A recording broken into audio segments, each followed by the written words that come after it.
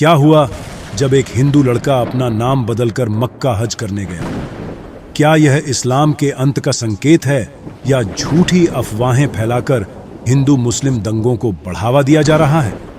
दोस्तों, जब भी मक्का मदीना की बात की जाती है तो इसे एक रहस्य की तरह से देखा जाता है, क्योंकि सदियों से लोग कहते आ रहे हैं कि सऊदी अरब में बना हुआ मक्का मदीना भले ही मुसलमानों के धार्मिक स्थान हो, लेकिन यहां पर महादेव का शिवलिंग बना हुआ है और मुसलमान महादेव को कैद करके उनका अपमान करते हैं। तो क्या सच में मक्का मदीना का काबा ही हमारे मंकेश्वर महादेव है और मुसलमानों ने महादेव को बंदी बनाया हुआ है? आखिर क्यों हिंदुओं को मक्का मदीना में प्रवेश की अनुमति नहीं दी जाती है? क्या हज और मक्का मदीना में हिंदुओं के प्रवेश से इस्लाम का अस्तित्व खतरे में आ सकता है? क्या सच में एक हिंदू में इतना सामर्थ्य है कि वह एक समुदाय का अंत कर सकता है? आखिर क्या है महादेव और मक्का मदीना का संबंध? अगर आप भी यह सच जानना चाहते हैं तो वीडियो को अंत तक पूरा जरूर देखिएगा। दोस्तों, स्वागत है आपका माइंडेड मैन पर। आगे चलने से पहले अगर आप सच्चे सनातनी राम भक्त हैं तो इस वीडियो को एक लाइक करके कमेंट में जय श्री राम जरूर लिखें। तो चलिए वीडियो में आगे बढ़ते हैं। दोस्तों, जब दुनिया में इस्लाम का जन्म भी नहीं हुआ था तब पूरा अरब महादेव की पूजा करता था। अभी कुछ समय पहले सऊदी अरब में निकला 8000 साल पुराना मंदिर और देवी देवताओं की मूर्तियां इस बात का सबूत पेश करती हैं। कहा जाता है कि मक्का मदीना में बने काबा में स्थित जिस पत्थर को मुस्लिम लोग चूमते हैं, यह महादेव का वही खंडित शिवलिंग है जो शुक्राचार्य को महादेव ने वरदान के रूप में दिया था।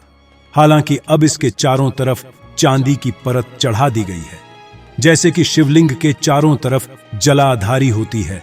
और यह कहा जाता है कि मक्का मदीना में अगर किसी भी हिंदू सनातनी ने काबा पर बने हुए लंबे खंभे पर गंगाजल डाल दिया तो पूरी दुनिया से मुसलमानों का नामो निशान मिट जाएगा।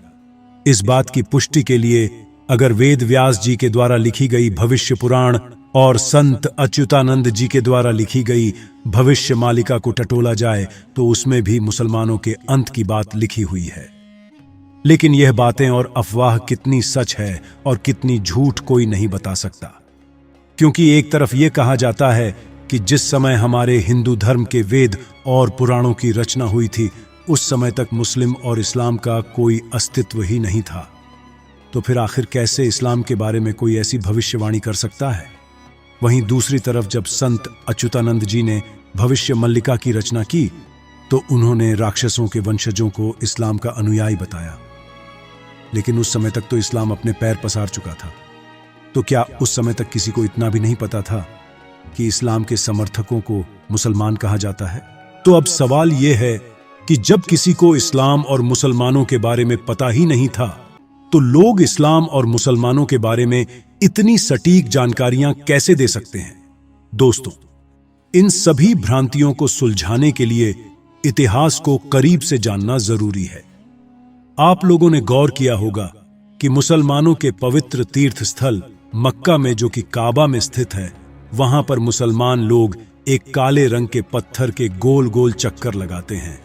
फर्क इतना है कि हिंदू धर्म के अनुयायी अपने मंदिरों में क्लॉकवाइज चक्कर लगाते हैं और जबकि मुस्लिम एंटी क्लॉकवाइज। लेकिन परिक्रमा लगाने की विधि तो सनातन धर्म की ही देन है। दूसरी तरफ देखा जाए तो काबा से जुड़ी हुई एक और हिंदू संस्कृति की परंपरा मौजूद है जो कि पवित्र गंगा को दर्शाती है। कहा जाता है कि जहां पर महादेव होंगे वहां पर माता गंगा भी होंगी। तभी तो काबा के पास एक पवित्र झरना है। इसके जल को पवित्र मानकर मुसलमान लोग इसे अपने घर में ले जाते हैं, जैसे हम गंगा जल लाते हैं। लेकिन मुसलमान लोगों का कहना है कि जमजम कोई झरना नहीं बल्कि 4000 साल पुराना 18 मीटर गहरा एक कुआं है, जिसके पानी को वह लोग जमजम का पानी कहते हैं। तो देखा जाए तो नाम चाहे जो भी हो, विचारधारा तो हिंदू संस्कृति का ही प्रमाण देती है। वहीं मुसलमानों के बारे में यह भी कहा जाता है कि हज की यात्रा में वह जिस काबा के दर्शन करते हैं, मक्का के उस काबा पर काले रंग का कपड़ा ही बिछाया जाता है। यह काला रंग राक्षसों के वंश को संबोधित करता है और पौराणिक कहानियों और घटनाओं के काल चक्र को देखते हुए यह माना जाता है कि राक्षस लोग ही इस्लाम धर्म के अनुयायी हैं। तो इन सभी तथ्यों के अनुसार हो सकता है कि मुसलमान लोग हिंदुओं को यह नहीं बताना चाहते कि वह भी हिंदुओं और वैष्णवों की तरह महादेव की पूजा और आराधना करते हैं या उनमें आस्था रखते हैं। इसलिए काबा पर काले रंग का कपड़ा ढक कर रखा जाता है। गंगा जल को जमजम कहा जाता है और परिक्रमा को इबादत का नाम दिया जाता है। लेकिन अब सोचने वाली बात यह है कि आखिर क्यों सऊदी अरब के मक्का में मौजूद काबा में हिंदू लोगों का जाना वर्जित है और क्यों कोई भी हिंदू काबा तक नहीं पहुंच पाता। आखिर मुसलमान लोग ऐसा क्या छुपाना चाहते हैं जिसकी वजह से उन्हें अपने धर्म को लेकर डर बना रहता है। तो दोस्तों, इस बात से इनकार नहीं किया जा सकता कि सऊदी अरब में मौजूद मक्का मदीना में गैर हिंदुओं का प्रवेश निषेध है। लेकिन इस नियम के बारे में इस्लाम की अपनी मान्यताएं हैं। जैसे कि हर एक धर्म का अपना एक नजरिया होता है, वहीं इस्लाम का मानना है कि जितने भी गैर हिंदू लोग होते हैं वह पूरी तरह से अशुद्ध होते हैं और एक सच्चा मुसलमान वही है जो एक अच्छा इंसान है और पूरे तरीके से शुद्ध है। वहीं दूसरा पहलू देखें तो दुनिया में एक इस्लाम धर्म ऐसा है जिसके बारे में लोग अच्छे से नहीं जानते। तो जब आप किसी धर्म के बारे में जानेंगे ही नहीं तो उस धर्म की उपासना कैसे कर पाएंगे। और तीसरा यह है कि मक्का मदीना में प्रवेश के लिए आपको सच्चा मुसलमान होने की कसौटी पर खरा उतरना होता है। आपको गौमांस खाना होता है जो कि हिंदुओं के लिए निषेध है।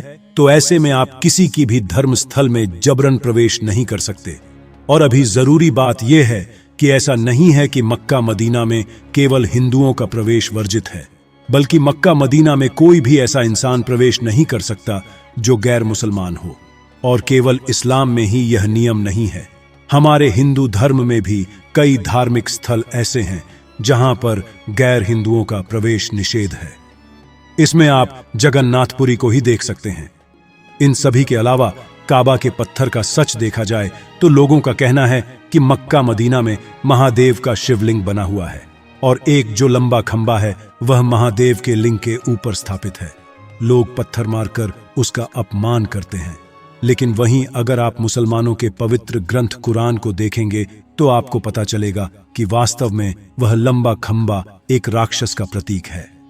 क्योंकि इस्लाम धर्म के संस्थापक मोहम्मद इब्राहिम जब अल्लाह की इबादत कर रहे थे तब अल्लाह ने उनसे बलि देने के लिए अपनी प्रिय वस्तु मांगी।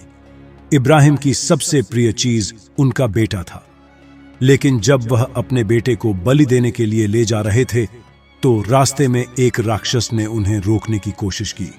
लेकिन इब्राहिम की इबादत सच्ची थी और वह अपने बेटे की बलि देने के लिए लेकर गए और अल्लाह की कसौटी में खरे उतरे और अल्लाह ने उनके बेटे की जगह बकरे की बलि दी।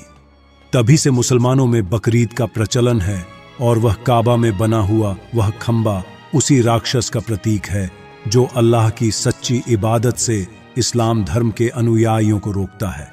इसीलिए उसे पत्थर मारकर उसका विरोध किया जाता है। तो उम्मीद करते हैं कि आपके सभी सवालों का जवाब आपको मिल गया होगा। वास्तव में इस्लामिक मजहब है, ना कि कोई धर्म, और आप किसी की स्वतंत्रता पर उंगली नहीं उठा सकते। फिर चाहे आप एक हिंदू हो या मुसलमान, सभी को अपने मजहब को और अपने धर्म को पूरा सम्मान देने का पूरा अधिकार है।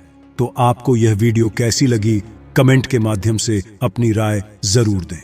वीडियो को एक लाइक करके अपने सभी दोस्तों को व्हाट्सएप के माध्यम से वीडियो शेयर जरूर करें और सनातन धर्म से जुड़े ऐसे ही रोचक वीडियो देखते रहने के लिए माइंडेड मैन यूट्यूब चैनल को अभी सब्सक्राइब करें। धन्यवाद।